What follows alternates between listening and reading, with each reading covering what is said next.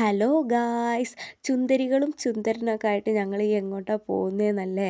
ഞങ്ങൾ ചേട്ടൻ്റെ ഫ്രണ്ടിൻ്റെ വീട്ടിലോട്ട് പോവാണ് കേട്ടോ. നമ്മൾ വീട്ടിൽ നിന്ന് ഇറങ്ങിയപ്പോഴേ നല്ല ലേറ്റ് ആയിട്ടുണ്ട്. പിന്നെ ബസ്സൊക്കെ കിട്ടി പോകുമ്പോഴുള്ള കാര്യം നിങ്ങൾക്ക് ഊഹിക്കാവുന്നതല്ലേ ഉള്ളൂ. ഞങ്ങളെ നാടിൻ്റെ പ്രകൃതി രമണീയം കാണൂ ഗായ്സ്, വയലുകളും കുന്നുകളും ഒക്കെ ഉണ്ട്. ചുമ്മാ പറഞ്ഞതാണ്.